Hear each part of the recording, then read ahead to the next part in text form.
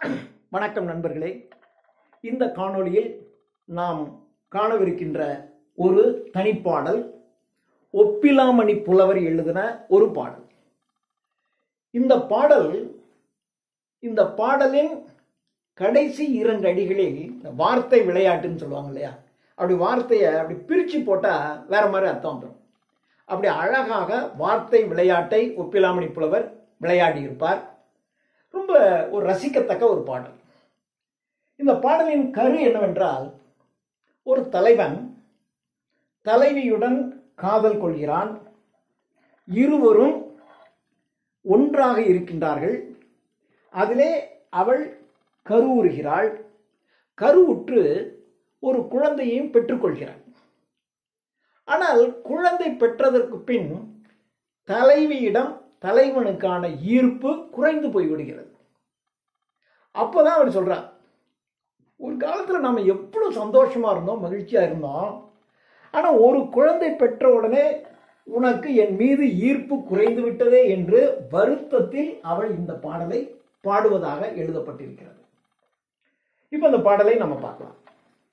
பாண்டியன் தாரானேன். தார் அப்படின்னா மாலைன்னு அர்த்தம். மாலை. பாண்டியனின் மாலை. என்ன மாலை? வேப்பம்பு மாலை. அப்போ பாண்டியன் தாரானேன். இப்பெல்லாம் என்ன பார்த்தா உனக்கு வேம்பா கசக்குது. வேப்பம்பு மாலை.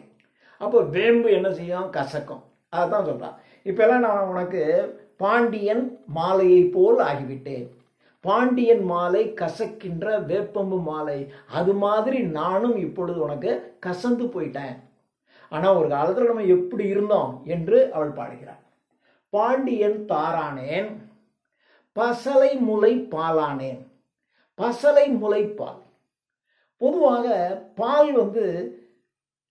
பால் கறந்து அது எல்லாருக்கும் பயனுள்ளதாக இருக்கும். ஆனா அப்ப கன்று ஈன்ற அந்த பால் இருக்கு இல்லையா, அந்த பால் சீம்பால்னு சொல்லுவாங்க.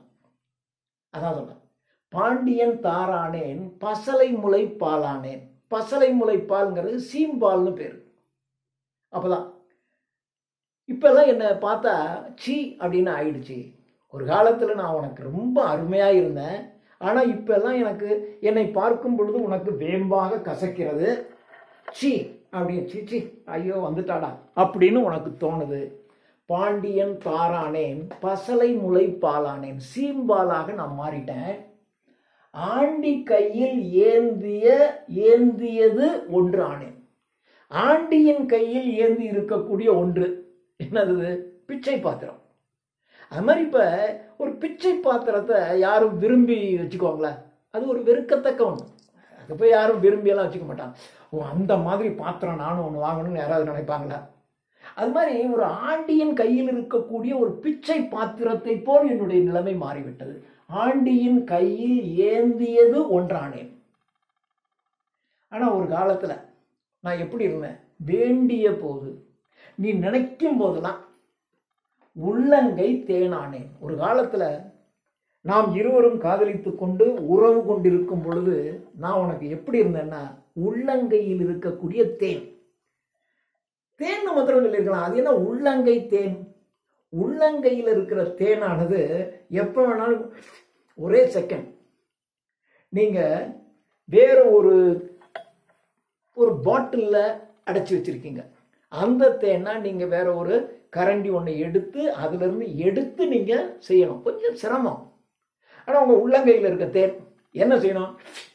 வேலை முடிஞ்சு போச்சு. அப்படித்தான் நான் உனக்கு இருந்தேன். நீ என்னைக்கு நினைக்கிறியோ டக்குன்னு என் கூட வருவா. 2 பேரும் சேர்ந்து ரொம்ப மகிழ்ச்சியாலாம் இருந்திருக்கோம். நம்ம ஒரு காலத்துல உனக்கு நீ வேண்டிய போதெல்லாம் உனக்கு உள்ளங்கையில் இருக்கிற தேன் மாதிரி நான் உனக்கு இருந்தேனடா. நீ நினைக்கும் போதெல்லாம் என் கூட எவ்வளவு செக்ஸ் வச்சுக்கிட்டேன், எவ்வளவு சந்தோஷமா இருந்தேன். ஆனா இப்போ இப்படி மாறிட்டியே. உள்ளங்கை தேனானே. ஒரு காலத்துல உள்ளங்கை தேனாக நான் இருந்தேன்.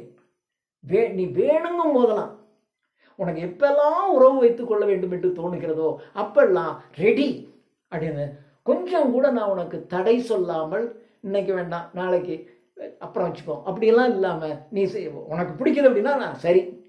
அப்படித்தானே ஒரு உள்ளங்கை தேன் மாதிரி இருந்தேன். நீ வேண்டிய போதெல்லாம் உனக்கு உள்ளங்கை தேன் மாதிரி இருந்தேன்.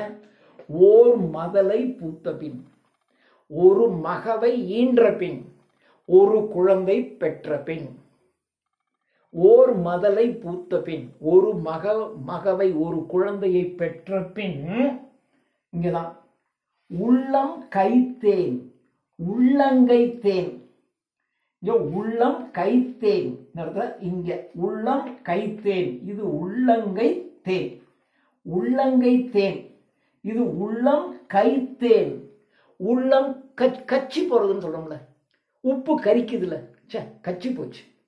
அப்போ இப்போ ஒரு குழந்தையை பெற்ற பின்னர் உனக்கு உள்ளம் கைத்து போய்விட்டேன், உள்ளம் கைத்தேன் நான் உனக்கு. பாருங்க, ஒரே வேர்ட் தான். அந்த கமாவை அப்படி மாற்றி போட்டிங்கன்னா இங்கே உள்ளங்கை தேன் ரெடி. இப்போ உள்ளம் கைத்து போச்சு, சலிச்சு போச்சு, கைத்து போகுது, கச்சி போகுது அப்படின்னாக்க இந்த உப்பு கைத்து, அந்த அந்த சுவை, அதுதான் கைத்து போகிற சுவை. இப்போ உள்ளம் கைத்தேன் நான் உனக்கு, உனக்கு நான் உள்ளம் கச்சி போச்சு ஒரு குழந்தைய பெற்றதுக்கு முன்ன. அதுக்கு முன்னாலாம் நீ வேணுங்க முதலாம் உள்ளங்கை தேன் மாதிரி நான் இருந்தனே, என்னை இப்படி பண்ணுறியே என்று ஒரு தலைவி வருத்தத்தில் தலைவனை பார்த்து சொல்லுவதாக ஒப்பிலாமணி புலவர் எழுதின ஒரு சிறந்த பாடல்.